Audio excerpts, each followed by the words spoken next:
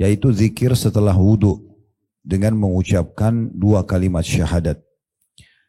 Hadisnya dari Uqbah bin Amir radhiyallahu anhu, ia berkata bahwa Rasulullah sallallahu alaihi wasallam bersabda, "Ma minkum min ahadin yatawadda fayubligu aw fayusbigul wudu thumma yaqul asyhadu an la ilaha illallah wahdahu la syarika lah wa anna Muhammadan abduhu wa rasuluh illa futihat lahu abwabul jannati tsamaniyah yadkhulu min ayyiha sya'." Terjemahannya, tidaklah seseorang di antara kalian berwudu, kemudian ia menyempurnakan atau memperbaiki wudunya. Setelah itu ia mengucapkan, aku bersaksi bahwasanya tidak ilah yang berhak disembah selain Allah, yang tidak ada sekutu baginya, dan bahwasanya Muhammad adalah hamba juga rasulnya, melainkan dibukakan baginya 8 pintu surga yang ia akan dapat memasukinya dari pintu manapun yang ia inginkan. Tentu di bawah ada footnote menjelaskan hadis ini diriwayatkan oleh Imam Muslim dalam sahihnya. Bahasan ini, Bapak Ibu sekalian, Bapak-bapak mungkin yang secara online hadir, karena di sini ibu-ibu yang hadir, maka kita menyapa semuanya. Bapak Ibu sekalian rahimani rahimakumullah. Sebelum kita masuk merincikan dan mengambil faedah dari hadis ini, kembali kita ingatkan adalah zikrullah, ibadah yang mulia. Dan harusnya kita sebagai seorang muslim tidak pernah berhenti lisan kita berzikir. Bukan hanya zikir di waktu dan tempat tertentu, seperti misalnya zikir habis sholat. Tapi kita coba maksimalkan agar berzikir kepada Allah setiap saat. Misalnya kita lagi menunggu lift, turun tangga, naik tangga, lagi belanja bulanan. Bahkan para ulama mengamalkan pada saat sedang ngobrol sama orang pun mendengarkan pembicaraan mereka, maka sambil mendengar pembicaraan orang sambil mereka berzikir. Dinukil Syekh bin Baz hafizahullah, seorang ulama Saudi yang sudah meninggal, beliau pernah menjadi muftinya. Itu dinukil oleh murid-muridnya, kalau beliau sedang menerima telepon seseorang yang bertanya sebuah hukum, maka beliau sambil mendengar sambil berzikir. Nanti kalau sudah tiba giliran beliau ngomong, baru beliau mengucapkan kata-kata yang lain. Jadi memang kita menjadikan zikrullah ini adalah bagian daripada kehidupan kita yang tidak pernah berhenti. Sebagaimana sudah kita tahu bahwasanya orang-orang yang bisa meraih derajat yang tinggi di surga, orang-orang yang dicintai oleh Allah Subhanahu wa taala, meraih pahala yang melimpah, pengampunan dosa yang sangat cepat, semua ini disebabkan karena zikrullah. Dan orang yang sering berzikir kepada Allah berarti orang yang dekat dengan Allah, yang dekat dengan Allah berarti akan selalu dijaga dan dipenuhi kebutuhannya. Ini sudah kita panjang lebar jelaskan Bapak Ibu sekalian di awal sekali di poin nomor 6 ya. Di poin nomor 6 di halaman 24, bagaimana ya, dijelaskan banyak sekali di situ keutamaan-keutamaan yang harus kita perhatikan. Dan di antara hal yang paling penting adalah bagaimana memang Allah Subhanahu wa taala menyukai orang-orang yang selalu mengingatnya. Jadi kita usahakan menjaga itu. Nah, sekarang yang sedang kita bahas memang mengerucut ke salah satu substansial bahasan zikir, yaitu zikir di waktu dan tempat tertentu.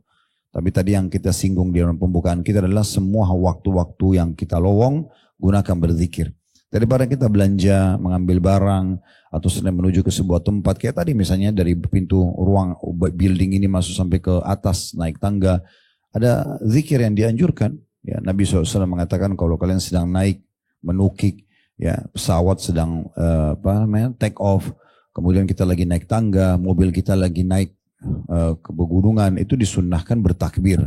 Kata Nabi SAW, bertakbirlah ya.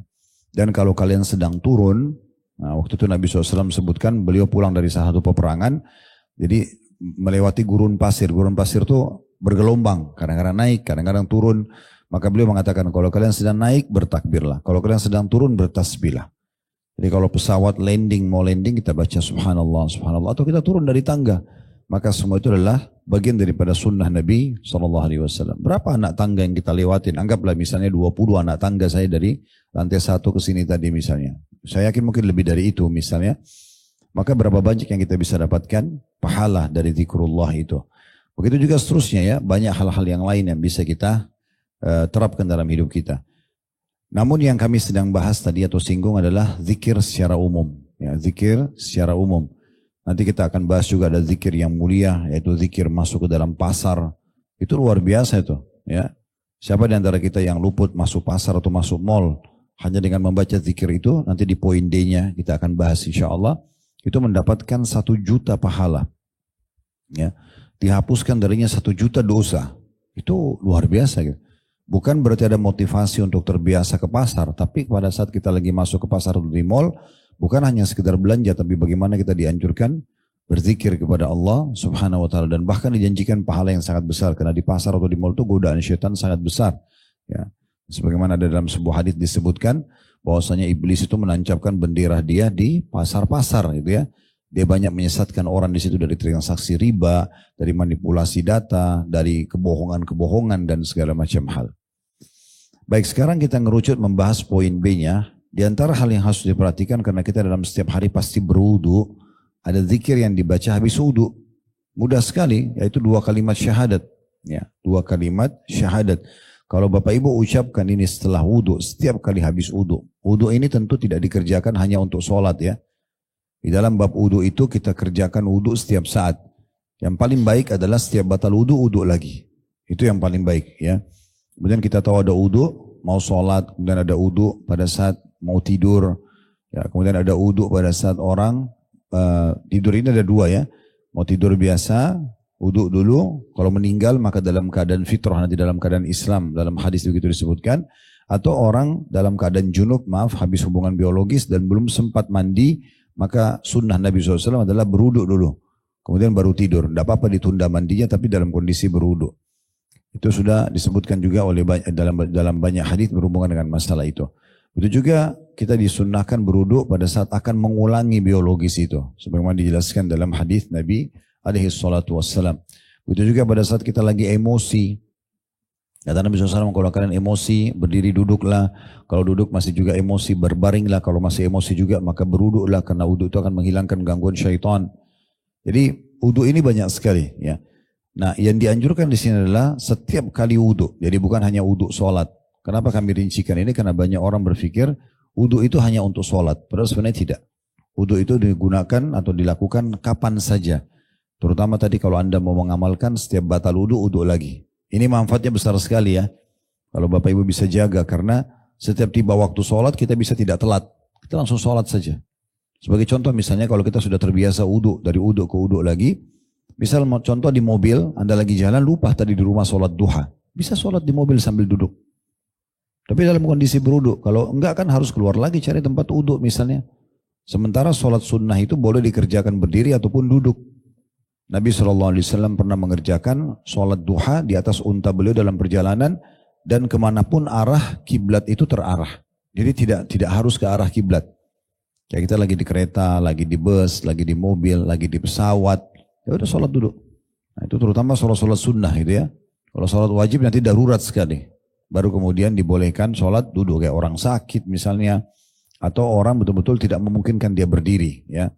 Maka itu ya, tapi kalau dia masih bisa berdiri, dia usahakan berdiri. Walaupun sebagian gerakannya berdiri, sebagiannya duduk misalnya. Tapi kalau sholat sunnah boleh. Biar kita tidak ada udur ya. Misal contoh, Bapak Ibu lagi nggak ada udur, lagi sehat saja. Tapi saya mau sholat duhanya duduk aja deh. Boleh, nggak masalah. Tetapi pahalanya setengah pahala orang yang berdiri. Gitu ya. Tapi ini berarti menandakan dibolehkan. Nah, kita kan bisa sholat setiap saat kalau kita ada wudu. Kita juga bisa setiap saat mendapatkan keutamaan membaca Quran dengan berwudu terlebih dahulu. Itu kan juga sudah kita dapatkan. Jadi penting sekali untuk selalu menjaga wudu tersebut. Ya. Dan mungkin kalau sudah tahu hukumnya, alhamdulillah. Kalau belum tahu, saya ingatkan kembali. Kalau dalam Islam ada juga namanya hukum massul khuf, mengusap kaos kaki. Ya. Jadi kalau Bapak Ibu keluar dari rumah dalam kondisi suci ya, sudah berwudu, kemudian pakai kaos kaki. Pada saat keluar, di tengah jalan batal wudu. Maaf, keluar angin, buang air kecil, buang air besar, selama bukan junub. Maka kalau wudu lagi, semua disentuh dengan air kecuali bagian kaki. Cukup diusap bagian atas kaos kakinya dengan sedikit air. Tidak perlu dibuka kaos kakinya. Karena dianggap dia sudah masukkan dalam keadaan suci. Begitulah disebutkan dalam hadis yang sahih, Nabi SAW di musim dingin pernah berwudu. Kemudian ada sahabat yang mau membantu membukakan khuf beliau. Khuf itu sebenarnya kaos kaki dari kulit di masa itu untuk menghangatkan badan. Maka kata Nabi SAW, biarkan saja karena saya memasukkan keduanya dalam keadaan suci. Maksudnya sebelum saya batal wudu ini, saya sebenarnya sempat wudhu dan kemudian kaos kaki ini dalam kondisi saya pakai. Maka berarti tinggal diusap bagian atasnya. Itu contohnya. Jadi memang menjaga wudhu ini banyak sekali manfaatnya ya. Dari sisi lain keutamaan wudhu terlalu banyak gitu kan. Di antaranya hadis-hadis yang sahih kata Nabi SAW, siapa yang berwudhu maka akan berguguran semua dosa-dosanya bersama dengan tetesan air terakhir. Kalau dia mengusap telapak tangannya maka akan jatuh semua air yang disentuh oleh tangannya. Kalau dia berkumur-kumur maka akan jatuh dari dosa dari semua mulutnya. Kalau dia membasuh wajahnya maka akan jatuh dosa dari matanya. Kalau dia membasuh kepalanya dari kepalanya, kalau dia membasuh kakinya dari kakinya. Jadi wudu itu akan menjatuhkan ya dosa-dosa, gitu kan. Kemudian dalam hadis yang lain, dalam hadis yang sahih, tentu di buku kita tidak ditulis. Ini saya tambahkan supaya Bapak Ibu mendapatkan tambahan informasi atau ilmu di sini ya. Kata Nabi SAW, saya ingin sekali ketemu dan melihat saudara-saudara saya. Kata para sahabat, ya Rasulullah, kami saudara-saudara Anda. Kata Nabi SAW, bukan. Kalian adalah sahabat-sahabatku. Saudara-saudaraku yang datang sepeninggalku nanti. Jadi kita ini tidak ketemu dengan Nabi. Nabi anggap kita saudaranya. Nabi mengatakan saudara-saudaraku adalah yang datang sepeninggalku. Setelah Nabi meninggal kita lahir semuanya. Maka kata para sahabat, ya Rasulullah, bagaimana Anda mengenal mereka? Sementara Anda sudah meninggal. Karena kan nanti ketemunya sama Nabi di mahsyar. Kita kan tidak ketemu di dunia karena sudah jadi jenazah beliau. Maka kata Nabi SAW, bukankah seseorang yang memiliki kuda-kuda dan di antara kuda itu ada kuda yang di daerah dahinya itu berbulu putih dan di keempat kakinya berbulu putih. Apapun warna kulit badannya, tetapi kalau di daerah dahinya, di keempat kakinya ada bulu putihnya, bukankah bisa dibedain dengan kuda-kuda yang lain? Maka kata para sahabat, tentu saja. Kata Nabi SAW, begitulah umatku datang hari kiamat, dari anggota tubuh yang tersentuh air wudu akan keluar cahaya yang terang hari kiamat. Jadi mengeluarkan cahaya. Di dalam hadis yang lain Abu Hurairah mengatakan, dia menukil dari Nabi SAW, bahwasanya perhiasan seorang mukmin di hari kiamat akan memenuhi tempat-tempat yang tersentuh air wudunya. Tentu kita nggak usah bayangkan perhiasan ini adalah gelang misalnya. Kita tidak tahu apa itu. Mungkin jauh lebih indah dan lebih bagus daripada hanya sekedar gelang emas atau yang semisalnya. Karena Nabi SAW, Abu Hurairah mengatakan, saya mendengarkan Nabi SAW mengatakan, sesungguhnya perhiasan seorang mukmin akan memenuhi tempat wudunya. Lalu Nabi bilang, siapa yang bisa memanjangkan jangkauan wudunya, lebihkanlah. Jadi misalnya contoh, batas minimal kan pergelangan. Nah Bapak Ibu lebihkan. Batas minimal siku, Bapak Ibu lebihkan. Ya, batas minimal misalnya kaki sampai mata kaki kita lebihkan ke betis ya. Maka itu semua bagian daripada hal yang dianjurkan pada saat berwudu ya. Dan sekian banyak tentunya keutamaan-keutamaan wudu yang kurang lebih berkisar di apa yang kami sampaikan tadi. Pembersihan dosa, cahaya hari kiamat gitu ya. Dan juga tentunya Nabi SAW bisa mengenal kita dari wudu itu. Dari wudu itu. Oleh karena itu kita harus menjaga wudu ini ya, selalu dijaga. Memang kadang-kadang syaitan membuat kita malas. Seperti wudu kalau mau tidur, kita dibuat malas, harus dilawan. Ya, saya pernah bahasakan Bapak Ibu sekalian, kita sama syaitan ini ibarat orang yang akan berlomba lari. Lomba lari berada di garis start. Selama Bapak Ibu tidak memulai start larinya, maka rival kita syaitan di sebelah kita ini akan berusaha mengganggu kita. Menjatuhkan semangat kita. Ya, anggap musuh kita, lawan ya. Maka dia akan mengatakan kamu nggak bisa, kamu nggak begini, kamu nggak begitu. Seperti biasa kita kalau mau, ya misalnya kita mau bangun tengah malam, kamu akan mengantuk, besok kamu akan aktivitas, supaya kita tidak melakukan. Nah begitulah kondisi syaitan selalu membuat kita meninggalkan amal soleh atau terjumus dalam dosa. Nah kapan syaitan itu menjadi sempit dan sulit dia untuk menggoda kita? Kalau kita sudah memulai lari Bapak Ibu sekalian. Kita mulai lari ya. Jadi kita mulai lari di sini maksudnya mulai beramal. Nah awal kita wudhu mau tidur itu berat mungkin. Tetapi kalau kita sudah kerjakan 1 hari, 2 hari, 1 minggu, 1 bulan. Lama-lama kita ini seperti orang yang sudah lari, udah terbiasa. Syaitannya gak bisa goda lagi kita. Seperti sekarang Bapak Ibu-Ibu misalnya di sini pakai hijab. Kalau sudah pakai hijab sehari, 2 hari, sebulan, 1 tahun, lama-lama jadi enak. Syaitan gak bisa lagi goda untuk buka hijabnya. Itu ya. Berat bagi dia. Karena orang ibaratnya sudah lari. Orang kalau lari, rivalnya itu untuk menggoda dia harus teriak dengan suara keras. Itu pun belum tentu semuanya sampai kepada lawannya. Jadi sulit gitu kan. Makanya semua ibadah itu kita harus mulai kerjakan dulu. Dan rutinkan. Awalnya berat, lama-lama jadi ringan semuanya. Membaca Al-Quran, berzikir, berwudu, ya. Apa saja, semua majelis ilmu. Awalnya saja berat. Karena syaitan masih menggoda kita. Tapi kalau kita sudah mulai melakukannya dan rutinkan, maka secara otomatis kita akan mudah melakukannya. Dan syaitan akan sulit untuk menggoda kita. Nah seperti itu kurang lebih. Kemudian selanjutnya kita masuk kepada faidah-faidah hadis. Yang pertama, adanya anjuran dari Nabi SAW untuk berwudu dan sekaligus menyempurnakan wudu. Potongan hadis di sini, fayubligu au fayusbigu wudu. Dia menyempurnakan wudu dan memperbaiki wudunya. Maksudnya diantara maknanya jangan tergesa-gesa. Kadang-kadang ada orang kalau wudu terlalu tergesa-gesa sehingga bisa saja batas minimalnya Bapak Ibu tidak kena. Sekarang kalau misal batas minimal pergelangan tangan, ya, terus kemudian kita wudunya tidak kena misalnya, maka berarti ada gangguan dalam masalah wudu tersebut, ya. Maka kita harus bisa kita kehilangan pahala atau bahkan bisa batal wudunya. Oleh karena itu dan itu mengganggu kepada kesahihan sholatnya gitu ya. Oleh karena itu kita harus hati-hati menyempurnakan dengan pelan-pelan aja. Gerakan betul-betul dinikmati setiap gerakannya, dipastikan air semua sentuh batas minimal. Tadi saya bilang kalau bisa dilebihkan, lebihkan. Kemudian 1, baru pelan-pelan lagi 2, baru kemudian 3, setelah selesai pindah ke gerakan yang selanjutnya. Ya. Dan semua anggota tubuh ini dicontohkan oleh Nabi SAW 3 kali kecuali kepala. Kepala Nabi SAW hanya lakukan sekali saja. Dan metode yang disebutkan dalam hadis adalah mengambil air dengan kedua telapak tangan, kemudian meletakkan di awal tumbuhnya rambut, lalu ditarik ke belakang sampai ke tengkuk, ya, ke batang leher kita, kemudian dikembalikan lagi ke depan, lalu jari telunjuk masuk ke dalam kuping, dan ibu jarinya mutar di belakang, kita kayak mijit kuping kita. Itu cuma itu yang sekali. Yang lainnya telapak tangan, kumur-kumur dan hidung, kemudian wajah, kemudian kaki, itu semua 3 kali. Ya. Ini perlu diperhatikan. Dan diantara sunnah Nabi SAW adalah menyelat-nyelatkan jari. Kayak misalnya kita wudhu telapak tangan begini, itu diselatkan jari-jari kita. Kemudian juga di kaki kita, kalau lagi cuci kaki, diselatkan pakai jari tangan. Karena dikhawatirkan jangan sampai ada di antaranya yang tidak tersentuh air. Gitu kan.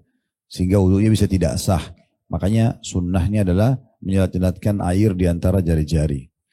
Juga yang perlu diperhatikan dalam masalah wudhu selain menjaga gerakan dan menyempurnakannya adalah jangan mubazir dengan air. Jadi air itu dibuka sedikit saja. Ya. Kadang-kadang ada orang di masjid, saya tidak tahu kalau ibu-ibu, kalau bapak-bapak biasa gitu. Sampai kadang-kadang saya ingatkan gitu ya. Karena kerannya dibuka besar banget sehingga basah baju dia, mengganggu juga orang di sebelah, dan air juga mubazir. Ya. Atau kadang-kadang dia jalanin keran air tapi dia masih ngobrol ya sama temannya sehingga air jalan terus. Ini juga mubazir ya. Maka harus dijaga air tersebut. Jadi ini yang dimaksud dengan faedah pertama dari hadis, adanya anjuran berwudu dan menyempurnakannya. Juga yang perlu diperhatikan dalam masalah menyempurnakan wudu adalah sunnah Nabi SAW. Dalam beberapa hadis disebutkan beliau kalau wudu mengambil 1 cakup air khusus untuk kumur-kumur dan hidung. Bahasa Arabnya madmadah dan istinsyak. Madmadah itu kumur-kumur dan istinsyak menghirup air di hidung. Kemudian istinsar mengeluarkan dengan tangan kiri. Jadi ibu dan bapak sekalian mengambil air atau keran dipenuhkan telapak tangannya cukup, setengahnya dimasukkan ke mulut, lalu kumur-kumur maksimal. Jangan masuk langsung dibuang. Kumur-kumur dulu maksimal, sisanya dihirup. Dihirup di hidung, bukan cuma ditaruh di ujung hidung. Itu namanya istinsyak. Kata Nabi SAW, kalau kalau kalian istinsyak membersihkan hidung, kuatkanlah hirupan air tersebut kecuali kalian sedang puasa. Kalau puasa khawatir masuk ke tenggorokannya gitu ya. Kemudian istinsar adalah mengeluarkan dengan kuat dengan tangan kiri ya. Maka itu yang disunnahkan oleh Nabi SAW. Tentu juga kalau bisa selepas wudu kita selain baca doa yang akan kita pelajari sebentar lagi, juga bersiwak ya, bersiwak. Jadi kalau bisa beli kayu siwak bagus gitu ya. Cukup banyak dijual online sekarang. Jadi kita pakai siwak, itu sunnah Nabi SAW. Ya, itu banyak hadis berhubungan dengan masalah ini ya, berhubungan dengan masalah siwak. Jadi kita menggunakan kayu siwak itu, 1 kayu siwak mungkin dipakai maksimal antara seminggu sampai 10 hari. Ya, jadi caranya dicaca bagian atasnya, dipakai di setiap gigi kita, kemudian setelah itu dibersihkan, direndam di air.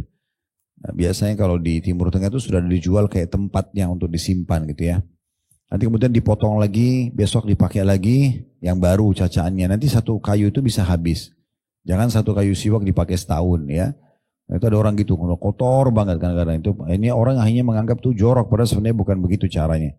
Karena yang kita butuhkan adalah saripati siwak itu. Ya, dia sangat menguatkan gusi dan gigi gitu ya. Dan sekarang sudah ada penelitian, semua pasta gigi itu umumnya ya, itu ada kandungan-kandungan yang berbahaya bagi kesehatan kalau terlalu banyak. Nah ini kalau siwak itu alami. Tentu kita bisa menggabungkan keduanya ya. Selain pakai siwak kita juga menggunakan sikat gigi. Yang penting tidak usah terlalu berlebihan odol yang dipakai. Karena odol kalau berlebihan itu juga berbahaya bagi kesehatan kita. Ini sudah ada penelitian berhubungan dengan masalah. Saya pernah melihat sendiri penelitian tersebut dan juga banyak pakar-pakar medis yang membahas tentang masalah bahayanya ya odol atau pasta gigi yang sekarang kandungannya banyak, bahkan bisa menyebabkan kalau terlalu berlebihan itu kanker dan berbagai macam penyakit gitu ya. Nah jadi jangan tinggalkan sunnah Nabi SAW. Dan sunnah Nabi yang paling terakhir beliau lakukan sebelum beliau meninggal dunia adalah bersiwak. Ya, beliau bersiwak waktu beliau sedang tergeletak di dadahnya Aisyah radhiyallahu anha sebelum meninggal dalam kondisi lemas sekali. Sebelum menghembuskan nafas terakhir ada Abdurrahman bin Abi Bakar. Ini saudaranya Aisyah masuk ke dalam rumah dan lagi bersiwak. Maka mata Nabi ke siwak itu. Kemudian Aisyah mengatakan, ya Rasulullah, apakah anda mau siwak itu? Nabi SAW menganggukkan kepala beliau. Maka Aisyah pun mengambil dan memotong bekasnya Abdurrahman, membersihkannya, kemudian memakaikan kepada Nabi SAW siwak tersebut. Lalu beliau setelah itu meninggal dunia. Maka akhir sunnah beliau adalah menggunakan siwak tadi ya. Sebenarnya siwak itu lebih kepada membersihkan gigi ya. Kalau tidak ada sama sekali kayu siwaknya itu dari pohon arak namanya ya. Kalau tidak ada boleh mengambil ranting pohon apa saja kata ulama atau menggunakan sikat gigi kalau di masa kita. Sama. Sekarang saya mau tanya, Bapak Ibu biasanya kalau sikat gigi sehari berapa kali? 2, 3 kali. 3 kali sudah prestasi ya. Ya. Oke lah, itu biasa yang kita diajarin. Saya pun begitu waktu kecil diajarin ya. Bangun tidur pagi, dan siang hari habis makan, nanti malam mau tidur gitu kan. Sebenarnya dalam Islam sikat gigi itu bisa puluhan kali. Ya, perintahnya Nabi SAW. Sampai Nabi mengatakan, saya diperintahkan bersiwak, membersihkan gigi itu, sampai saya mengira saya akan ompong. Karena seringnya gitu ya. Ada hadis tentang masalah wudhu, kalau saya tidak beratkan umatku, saya akan suruh mereka bersiwak setiap kali mau wudhu. Dalam riwayat lain, kalau saya tidak beratkan umatku, saya akan suruh mereka bersiwak setiap kali mau sholat. Sekarang kalau kita bahas tentang masalah wudhu, ada wudhu mau sholat. Ya, anggaplah setiap kali mau sholat wajib aja. Misalnya 5 waktu sholat, berarti 5 kali kita bersiwak. Artinya 5 kali kita sikat gigi. Gitu kan? Itu kalau baru sholat wajib. Sholat sunnahnya juga sama. Ada qobliyah, ada ba'diyah, ada duha, ada sholat malam, ada sholat wudhu, ada sholat taubat. Itu kalau kita akumulasikan bisa puluhan kali kita bersiwak atau bersikat gigi. Saking pentingnya menjaga gigi kita gitu ya. Karena ini Allah Subhanahu wa taala amanahkan ya, dan beruntunglah orang yang memperhatikan ini dan diniatkan sunnah Nabi sallallahu alaihi wasallam. Ini diantaranya. Itu pelajaran pertama tentang masalah menyempurnakan wudhu dengan menjaga gerakannya yang benar ya, dengan menyempurnakan gerakannya, melebihkan dari batas minimalnya, menyempurnakan juga dengan bersiwak tadi selepas wudhu gitu ya. Jadi itu memang sunnahnya selepas wudhu ya. Jadi kalau misalnya Bapak Ibu mau sikat gigi, wudhu dulu baru sikat gigi. Nah, seperti itu sunnahnya. Karena selepas ya wudhunya baru menggunakan siwak itu. Pelajaran kedua, adanya anjuran agar mengulangi kalimat syahadat. 2 kalimat syahadat. Ini penting sekali ya. Artinya setiap kali kita akan melalui hidup kita ini selalu ada pengulangan syahadat Bapak Ibu sekalian. Seperti azan misalnya ya. Azan sehari 5 kali dikumandangkan. Dan pasti muadzin bilang asyhadu an la ilaha illallah asyhadu anna Muhammad Rasulullah. Dan dianjurkan kitanya orang yang sedang tidak azan untuk meraih pahala yang sama dengan muadzin, kita ucapkan yang sama. Makanya pernah ada sahabat-sahabat datang mengatakan, ya Rasulullah, para muadzin meraih pahala yang sangat banyak. Karena kan muadzin itu kalau adzan hayya 'alas shalah, hayya 'alal falah, ayo salat, ayo menuju kepada kemenangan, itu semua orang yang salat termasuk imamnya dipanen pahalanya oleh muadzin. Karena dia yang panggil orang salat. Makanya mulia sekali kedudukan para muadzin tersebut ya. Maka ada sahabat mengatakan, ya Rasulullah, muadzin-muadzin ini mengalahkan pahala kita semua. Kata Nabi SAW, kalian mau dapat pahala yang sama, ucapkan apa yang diucapkannya. Kita disuruh ucapkan sama, kecuali di hayya 'alas shalah, hayya 'alal falah, ucapkan la haula wala quwata illa billah gitu ya. Yang lainnya semua sama, kita baca gitu ya. Sama juga dengan iqamah, kita ulangi juga apa yang diiqamahkan oleh muadzin gitu ya. Maka kita akan dapat pahala yang sama. Nah ini di antara potongan azan adalah asyhadu an la ilaha illallah, asyhadu anna Muhammadar Rasulullah. Artinya sehari 5 kali muadzin ulangi 2 kalimat syahadat itu memperbaharui keislaman. Kita pun dianjurkan untuk mengulangi dan mendapatkan keutamaan mengucapkan apa yang diucapkan oleh muadzin gitu ya. Itu yang pertama. Yang kedua, pada saat tahiyat pasti ada syahadatnya. Ya, asyhadu an la ilaha illallah, asyhadu anna Muhammadar Rasulullah, diulangi syahadat tersebut ya. Ini berarti menandakan ada pengulangan lagi syahadat itu ya. Ini menandakan memang ada pengulangan keislaman karena kita tidak tahu. Mungkin ada detik-detik di hidup kita yang kita lewat terus terbatalkan keislamannya. Allahu a'lam gitu ya. Semoga Allah jaga. Tapi syaitan selalu berusaha untuk menyesatkan kita. Oleh karena itu ada pengulangan syahadat. Yang ketiga adalah ini yang sedang kita bahas dalam hadis. Setiap kali habis wudu kita dianjurkan syahadat. Ini yang disebutkan dalam hadis. Siapapun di antara kalian yang berwudu lalu dia menyempurnakan wudu, kemudian setelahnya dia mengucapkan asyhadu an la ilaha illallah wahdahu la syarikalah wa anna Muhammadan abduhu wa rasuluh. Mengulangi syahadat lagi. Saya bersaksi tiada Tuhan yang berhak disembah kecuali Allah, tidak ada sekutu baginya, dan juga Muhammad adalah hamba juga utusannya. Maka pada saat itu akan dibukakan pintu-pintu surga, ya, dari 8 pintu surga. Tapi di sini intinya adalah pengulangan syahadat, pengucapan syahadat, karena memang ini perlu kita perbaharui keislaman kita, ya.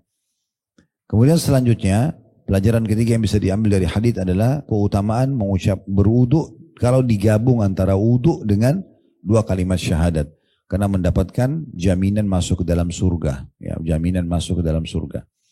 Tentu perlu saya titik beratkan Bapak Ibu sekalian, kalau ada keutamaan-keutamaan seperti ini, dia akan berdiri dan didapatkan, berdiri sini maksudnya akan bisa didapatkan kalau Anda tidak melanggar hal-hal lain yang bisa menolak Anda masuk surga. Sebagai contoh misalnya, kalau ada orang bilang, ya udah saya tinggal wudu, saya tinggal syahadat setelahnya, saya nggak usah sholat. Itu ada jaminan surga, nggak bisa berarti. Karena meninggalkan sholat secara sengaja itu bisa kufur. Tidak dapat surga. Sama juga hadis tentang sholat qobliyah dan ba'diyah duhur kayak tadi kita kerjakan. Kata Nabi SAW, siapa yang menjaga 4 rakaat sebelum duhur dan 4 rakaat sesudah duhur, Allah akan haramkan baginya api neraka. Gak bisa orang bilang, ya udah saya sholat qobliyah ba'diyah tapi tidak usah sholat duhurnya. Ya, ini berarti akan didapatkan kalau kita tidak ada pelanggaran-pelanggaran yang lain gitu ya. Karena tidak mungkin juga orang syahadat dan wudu kemudian dia buat kesyirikan. Lalu dianggap dirinya akan masuk dalam surga seperti main dukun, kesyirikan kepada Allah SWT, pakai jimat dan segala macam, ini tidak mungkin ya. Jadi dia tidak berdiri sendiri. Oleh karena itu di sini jaminan masuk dari 8 pintu surga yang manapun dia ingin dia boleh masuk ya. Maka memberikan gambaran kepada kita dia harus juga tidak ada hal-hal yang membatalkan ya fungsi daripada wudu ini. Maksudnya tetap dia harus kerjakan sholat sesudahnya, dia menjaga kewajiban-kewajiban yang lain gitu ya, yang membuat nanti dia bisa mulus masuk ke dalam surga itu. Baik, ini di poin B tentang masalah zikir tertentu lanjutan dari yang lalu ya. Kalau yang lalu memang satu pertemuan sendiri karena cukup panjang kita membahas tentang subhanallah, alhamdulillah, Allahu akbar ya. Dibaca habis sholat dan juga dibaca pada saat mau tidur. Sekarang ini adalah zikir habis wudu. Sudah kita jelaskan masalah wudu dan keutamaannya, serta hal-hal yang harus kita ketahui, serta bacaan yang kita baca setelah wudu. Kita masuk ke poin C-nya, zikir tertentu adalah mengucapkan la haula wa la quwata illa billah. Tidak ada daya dan kekuatan kecuali dari sisi Allah. Ya. Dari Abu Musa al-Asy'ari radhiyallahu anhu yang menuturkan bahwa Rasulullah sallallahu alaihi wasallam bersabda, "Ala adulluka ala kanzin min kunuzil jannah?" Faqultu ya bala ya Rasulullah. Qala qul la haula wa la quwata illa billah. Maukah aku tunjukkan kepadamu wahai Abu Musa, kata Nabi SAW, salah satu dari harta simpanan yang paling berharga di surga? maksudnya yang kita dapatkan nanti di surga, yang paling membuat kita gembira, mau nggak kamu saya sampaikan itu? Dari semua fasilitas di surga yang paling membuat kamu bahagia, maka Abu Musa mengatakan tentu ya Rasulullah. Maka kata Nabi SAW, seringlah ucapkan la haula wa la quwata illa billah. Tidak ada daya dan kekuatan melainkan dengan izin Allah. Nanti kita jelaskan sekaligus ya. Riwayat yang kedua dari Abu Dzar radhiyallahu anhu, ia berkata, "Ausani khalili an ukthira min qawli la haula wa la quwata illa billah fa inna kanzun min kunuzil jannah." Kekasihku Rasulullah SAW telah mewasiatkan kepadaku, maksudnya aku selalu amalkan semasa hidup, ya, tidak pernah berhenti, yaitu agar aku selalu banyak di sini ya, di garis bawah kata-kata banyak berarti mengulang-ulanginya, mengucapkan kalimat la haula wa la quwata illa billah, karena sungguhnya ia adalah salah satu harta simpanan yang sangat berharga di surga. Dua-dua hadis di bawah dan disebutkan. Yang pertama hadis muttafaqun alaih diriwayatkan Bukhari Muslim, yang kedua riwayat Imam Ahmad. Riwayat ini Bapak Ibu sekalian memberikan pelajaran kepada kita. Yang pertama, adanya tingkatan-tingkatan balasan di surga. Adanya tingkatan-tingkatan balasan di surga. Tergantung daripada jenis amal yang Anda lakukan dan sebanyak apa amal itu yang Anda kerjakan. Beda antara orang yang misalnya puasa Senin Kamis sudah 50 tahun dengan orang yang baru puasa Senin Kamis 3 tahun. Pasti beda. Beda orang yang memang selalu rutin bersedekah tiap hari, ya, misal dengan orang yang bersedekah seminggu sekali, itu pasti beda. Ya. Beda antara orang yang suka menghatam Quran, terus diulangi lagi, misalnya walaupun 3 bulan, 4 bulan sekali khatam lalu diulangi lagi, daripada orang yang setahun sekali khatam, atau bahkan orang mungkin 10 tahun belum pernah khatam misalnya, walaupun dia baca Quran. Ini beda derajatnya. Beda antara orang yang tiap hari peduli dan bakti pada orang tuanya dengan orang yang hanya pada saat diperlukan orang tuanya baru dia hadir. Misal contoh. Itu beda semua. Beda antara orang yang sedekah nanti diminta oleh fakir miskin dengan orang yang sengaja mencari fakir miskin untuk dia sedekah. Itu beda semua tingkatan-tingkatannya, ya. Oleh karena itu seorang muslim harus melakukan hal yang terbaik. Hal yang terbaik. Diistilahkan dalam bahasa Arab itu afdal, yang lebih baik. Maka ada positifnya kalau Bapak Ibu belajar bertanya, afdalnya bagaimana, ya? Maksudnya yang lebih baik lagi apa, gitu ya. Nah seperti itulah. Karena memang ada afdaliyah. Sholat di awal waktu beda dengan orang sholat setelah lewat awal waktu. Kayak tadi kita sholat begitu azan langsung sholat. Beda pahalanya dengan orang yang masbuk 1 rakaat, orang yang masbuk 2 rakaat, orang yang masbuk 3 rakaat, orang yang dapat tahiyat terakhir. Beda dengan orang yang jemaah kedua. Tetap jemaah pertama walaupun dapat tahiyat terakhir tetap lebih afdal. Karena masih dianggap jemaah pertama dan awal waktu, lebih awal. Makin awal makin lebih mulia gitu ya. Dan seperti itulah. Oleh karena itu seorang muslim harus sibuk dari yang baik kepada yang lebih baik lagi, lebih baik lagi. Terus begitu. Dan kalau Anda sudah sampai pada poin afdalnya, amal yang paling afdalnya, maka tinggal istiqomah, konsisten menjaga gitu ya. Sampai ajal datang. Nah seperti itu kurang lebih pelajaran penting yang bisa kita ambil dari sini ya. Bahwasanya di surga itu banyak sekali derajat-derajat dan bisa kita dapatkan. Dan itu adalah ada keputusan di tangan kita. Jangan selalu bermalas-malasan, menunda-nunda. Ya nanti aja, ya udah nanti deh saya masih malas. Atau nanti aja kapan saya dapat hidayah. Ini terus waktu berlalu. Sementara buku amal kita itu dihitung per harinya. Lembaran-lembaran kita itu ya. Kalau kemarin hari ini kita zikir, kemarin tidak, ya kemarin kosong dari zikir dan tidak bisa kita perbaikin. Perbedaan antara amal soleh dengan dosa Bapak Ibu sekalian. Kalau dosa, kita bukan menggampangkan. Tapi kalau orang terus dalam dosa dan dia belum meninggal. Lalu dia taubat. Misal contoh dia berdosa selama 20 tahun. Lalu dia bertaubat. Ya udah, mungkin hitungan menit dia tulus karena Allah bisa maafkan. 20 tahun itu bersih. Dia hanya tidak dihukum lagi sama Allah, selamat dari api neraka. Tetapi amal soleh gak bisa. Kita gak bisa. Jadi kalau ada orang yang sudah kita seumur dengan kita, tapi dia dari masih muda dulu, masih gadis atau bujang sudah puasa Senin Kamis, kitanya belum juga, maka pasti beda antara kita sama dia. Amal soleh susah. Dan tidak bisa kita kembali ke masa itu untuk memperbaikinya. Itu gak mungkin. Ya. Oleh karena itu kita harus betul-betul picu diri kita untuk selalu berada di keadaan di mana kita beramal yang banyak. Saya pernah komitmen untuk menjalankan hadis Nabi SAW, siapa yang tidak ketinggalan 40 hari takbiratul ihram imam, gitu ya. Kalau pernah dengar hadis itu ya, kata Nabi SAW, siapa yang tidak ketinggalan takbiratul ihram pertama imam 40 hari. Jadi mulai imam Allahu Akbar, dia Allahu Akbar di belakangnya. Tapi 40 hari, non-stop. 5 waktu sholat, subuh, duhur, asar, maghrib, isya, 40 hari. Jadi harus diprogramin memang. 40 hari itu berarti 1 bulan 10 hari gitu ya. Kalau bulannya itu ada 30 hari. Selalu tidak pernah ketinggalan. Maka dia akan diselamatkan dari api neraka dan kemunafikan. Ya, selamanya ini ya, insya Allah akan aman. Ya, sebagian ulama mengatakan orang yang komitmen seperti ini insya Allah setelahnya tidak akan meninggalkan sholat. Oleh karena itu ada jaminan dia selamat dari api neraka. Tapi satu waktu saya pernah kedatangan tamu di rumah, seorang ikhwah datang. Kami ngobrol, waktu itu subhanallah saya biasanya perhatikan dan ada peringat gitu ya tentang masalah waktu sholat. Tapi waktu itu saya tidak perhatikan dari 12 lewat 10 kalau jam 12 kurang azan, kan kemarin-kemarin begitu ya.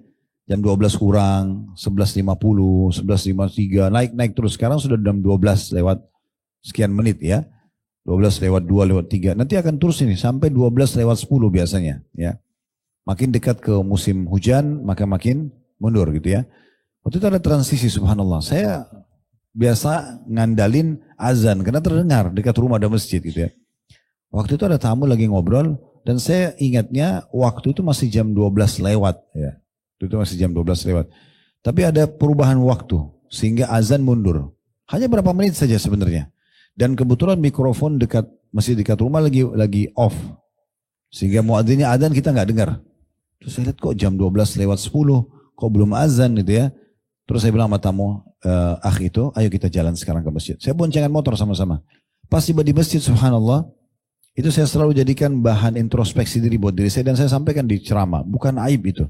Tapi bagaimana kita komitmen untuk hati-hati sekali. Saya waktu itu masuk ke masjid, baru melangkah masuk masjid, saya kaget. Imamnya sudah sujud di rakaat pertama. Sudah ketinggalan 1 rakaat. Saya sambil jalan ke saf mengejar sholat. Walaupun tidak buru-buru tetap jalan dengan tenang karena Nabi SAW sunnahkan kita jalan dengan tenang. Tapi saya terus berhasab waktu itu. Subhanallah saya bahkan tidak bisa bilang sama imam kembali dong ke rakaat pertama saya ingin dicatat sama malaikat di rakaat pertama. Udah gak bisa. Selamanya sampai hari kiamat Khalid ini telat duhur di hari itu. Gak bisa diperbaiki. Dan beda antara pahala saya dengan orang yang dapat dari rakaat pertama. Gak bisa diperbaiki. Nah ini yang membedakan derajat kita di surga. Orang yang komitmen menjaga afdaliyah amal itu tidak akan mungkin terkalahkan. Dan orang yang ketinggalan tidak bisa memperbaiki. Nah itu masalahnya. Ya. Oleh karena itu kalau ada orang miskin lagi minta, nggak usah tunda. Syaitan biasa bisikin kita, nanti aja orang miskin yang di depan. Nggak, ini orang lagi minta sekarang. Belum tentu kita bisa mendapatkan orang miskin lagi di depan. Mungkin itu amal terakhir kita. Saya kalau setiap kali ada peluang beramal, saya selalu berpikir dalam diri saya, mungkin ini amal terakhir saya. Allahu a'lam, mungkin sebentar lagi kita meninggal.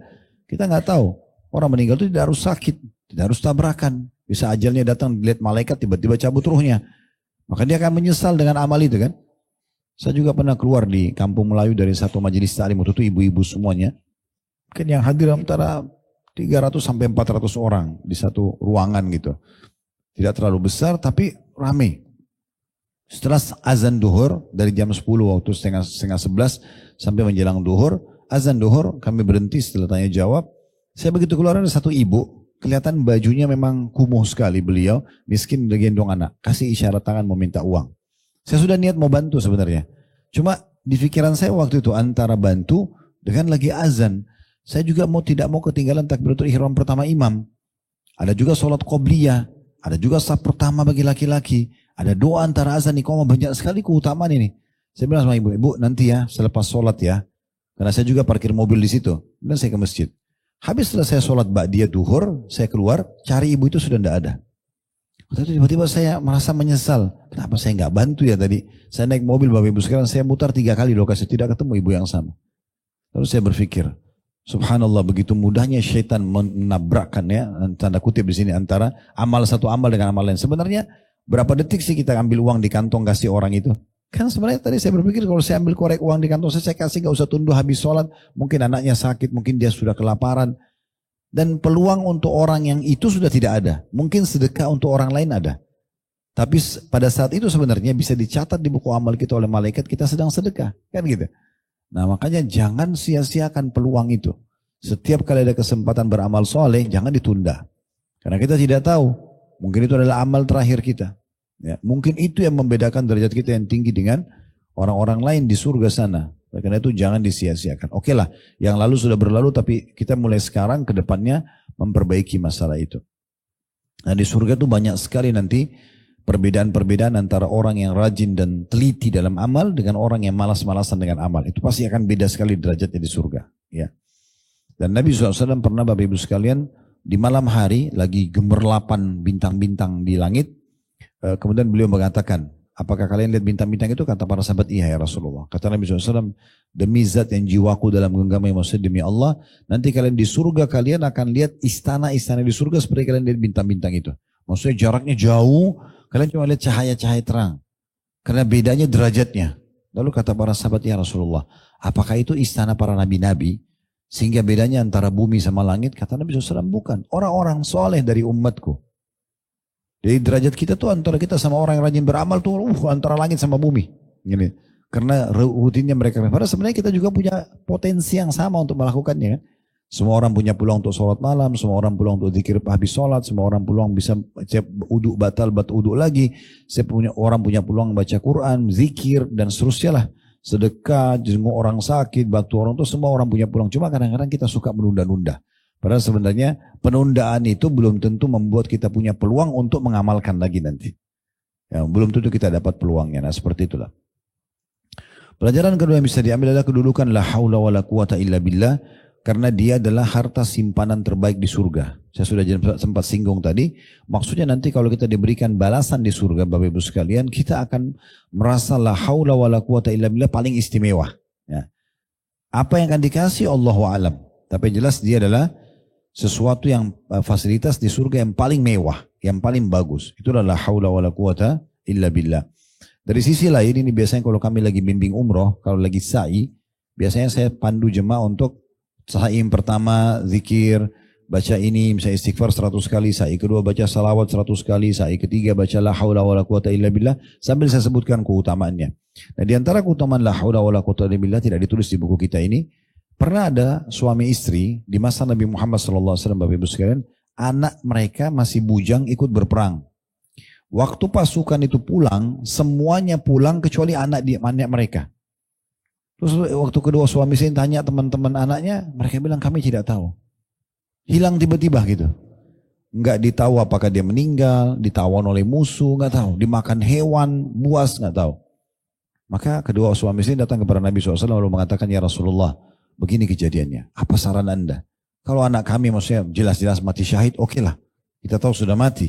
Ya. Ini nggak tahu beritanya, teman-temannya nggak ada yang tahu gimana. Kata Nabi SAW, perbanyaklah kalian berdua mengucapkan la haula wa la quwata illa billah. Maka semalam suntuk, sepanjang hari sampai malam itu, suami istri terus baca ini, la haula wa la quwata illa billah. Diulang-ulangi. Sampai mereka tertidur. Di tengah malam, mereka kaget ada yang mengetuk pintu, waktu mereka buka ternyata anak mereka. Lalu si ayah kaget menanyakan, bagaimana ceritanya? Kamu dari mana nak? Ceritalah si anak tersebut, saya ditawan oleh musuh, dicuri tiba-tiba. Lalu saya tidak bisa lepas, kemudian saya diikat dengan tali yang kuat. Dan saya tidak tahu itu daerah mana. Cuman tiba-tiba saja beberapa waktu yang lalu, ya mungkin ini tepat pada saat orang tuanya mulai mengamalkan, la haula wala quwwata, tiba-tiba musuh-musuh itu tertidur, lalu ikatan ini yang mengikat saya menjadi renggang, lalu saya bisa pulang ke sini. Jadi salah satu solusi itu dari permasalahan-permasalahan kita.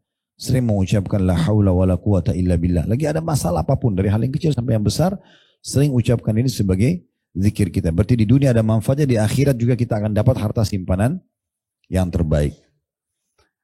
Poin D-nya, sekarang kita pindah ke doa masuk pasar. Ini tadi yang saya bilang ya. Doa masuk pasar ini penting sekali untuk dihafal ya. Dan jangan disia-siakan gitu. Disebutkan dari hadits Umar bin Khattab radhiyallahu anhu, dia berkata bahwa Rasulullah sallallahu alaihi wasallam bersabda, "Man dakhala as-suqa faqala la ilaha illallah wahdahu la syarika lah, lahul mulku wa lahul hamdu yuhyi wa yumit wa huwa hayyun la yamut biyadil khair wa huwa ala kulli syai'in qadir. Kataballahu lahu alfa alfi hasanah wa maha anhu alfa alfi sayyi'ah wa bana lahu baitan fil jannah." Kata Nabi SAW, barang siapa yang masuk ke dalam pasar dan mengucapkan tiada ilah atau tiada Tuhan yang berhak disembah kecuali Allah yang Maha Esa dan tidak ada sekutu baginya, hanya baginya segenap kerajaan dan pujian. Dia yang menghidupkan dan yang mematikan, sedangkan dia maha hidup dan tidak akan pernah mati. Di tangannya lah segala kebaikan dan dia maha kuasa atas segala sesuatu.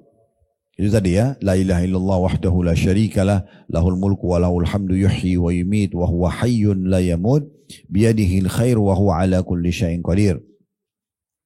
Maka Allah akan tuliskan baginya 1.000.000 kebaikan dan dihapuskan darinya 1.000.000 keburukan, serta membangun untuknya sebuah rumah atau istana di surga. Ini diriwayatkan oleh Imam Tirmidzi. Dan tentu para ulama sudah sepakat bahwasanya sanadnya ada yang mengatakan sahih, ada yang mengatakan hasan. Tapi intinya hadis ini adalah hadis yang bisa diterima. Dari sini kita ambil pelajaran Bapak Ibu sekalian bahwasanya seorang muslim tidak bisa lepas juga dari pasar. Laki-laki dan perempuan memang wajar itu. Orang ke pasar, orang ke mall. Cuman memang batasan kata ulama masalah pasar dan mall ini adalah kebutuhan. Selama kita butuh nggak masalah. Bukan dijadikan sebagai rutinitas harian. Ada orang mall itu jadwal hariannya. Ya. Sementara taklim aja cuma seminggu sekali atau sebulan sekali mungkin.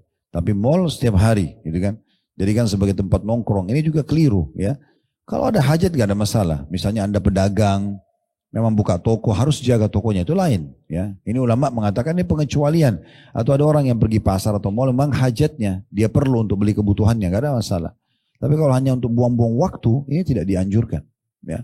Karena ini pasar itu sebagaimana tadi sudah kita sempat singgung di pembukaan kita, ada sebuah hadis yang menyebutkan, kata Nabi SAW, iblis meletakkan benderanya di pasar itu. Ya. Artinya banyak orang disesatkan di pasar.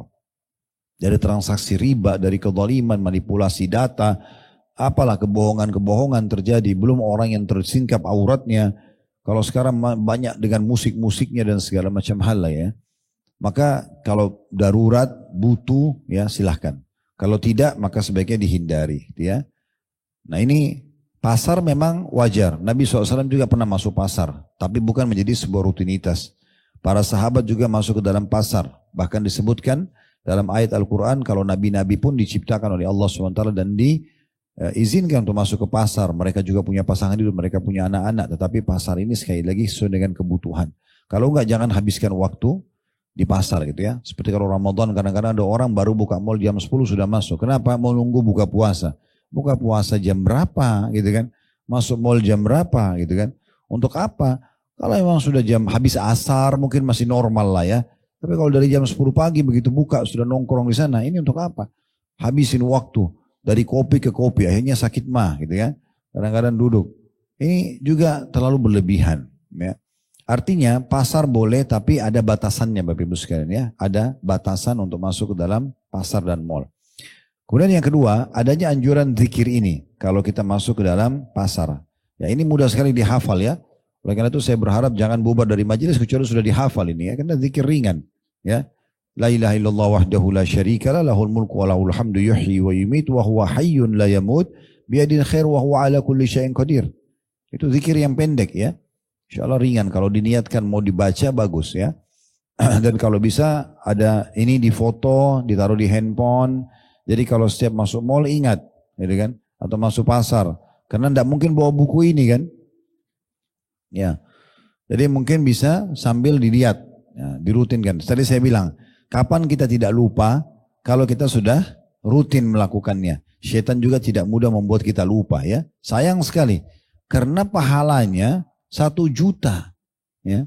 Sekali baca doa ini la ilaha illallah wahdahu la syarikalah lahul mulku wa lahul hamdu yuhyi wa yumiit wa huwa hayyun la yamut biyadihi khair wa huwa ala kulli syai'in qadir. 1.000.000 pahala. Dihapus 1.000.000 dosa. Dikasih istana di surga. Itu kan luar biasa, gitu kan. Jadi memang jangan disia-siakan. Oleh karena itu dihafal zikir seperti ini ya. Bisa difoto, bisa dicatat, bisa di-share. Nah, yang seperti ini pantas ditaruh di status. Nah, ini yang benar, ya. Bukan hanya hal-hal yang lain supaya orang bisa lihat, gitu kan? Itu benar. Jadi orang bisa amalkan, ya. Atau mungkin ada keluarga kita yang kerja di pasar, punya toko, kita ingatkan, kan bisa dia dapat keutamaan ini kan, gitu. Kita pun dapat pahalanya. Atau mungkin di media kita angkat, gitu ya. Insya Allah seingat saya di medsos kami juga sudah ada, di Instagram sudah ada. Kami seringkali mengangkat potongan-potongan doa, potongan-potongan nasihat, bisa dijadikan sebagai status kita atau bisa disebarluaskan, itu juga cukup banyak.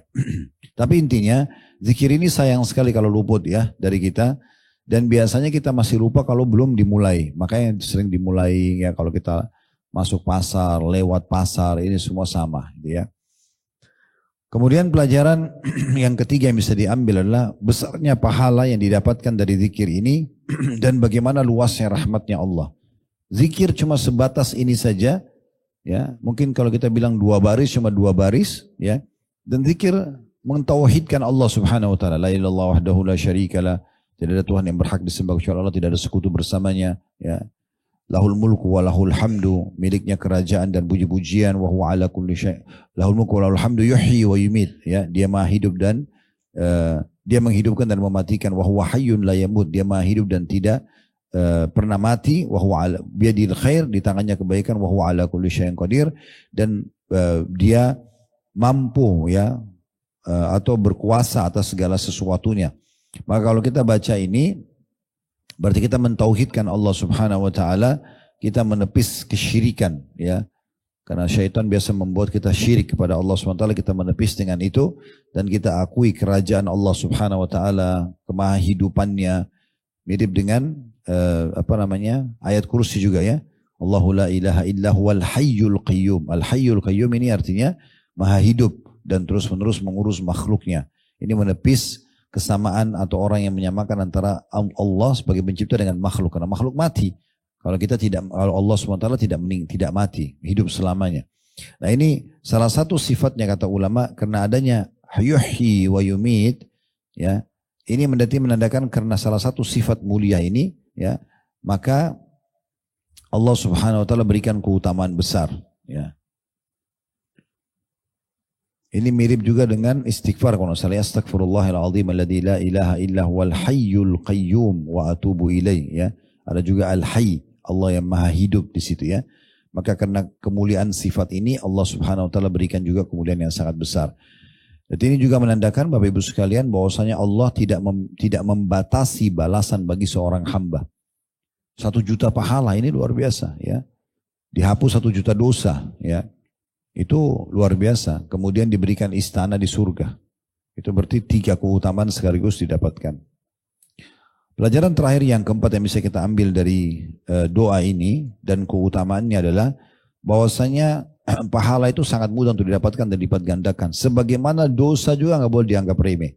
Karena juga jumlahnya bisa banyak. Jadi pengampunan 1 juta dosa itu berarti menandakan dosa itu bisa saja kita anggap kecil tapi dia besar sekali balasannya. Kita tidak pernah tahu. Mungkin Anda cuma gosipin 1 orang, tapi ternyata itu sudah 10 juta dosanya. Mungkin begitu. Kita tidak pernah tahu.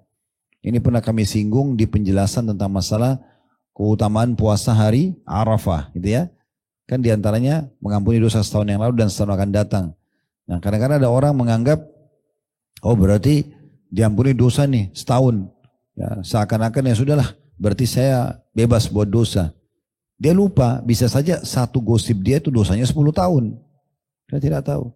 Sehingga dia butuh 10 kali puasa Arafah, berarti 10 tahun. Untuk hilanginnya kita tidak pernah tahu.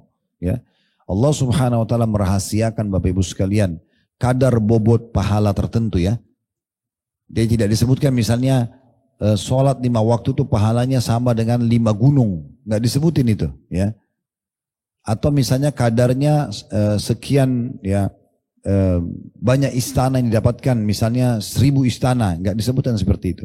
Supaya seseorang terus semangat mengejar amal-amal soleh. Sebagaimana dosa juga tidak disebutkan kadarnya.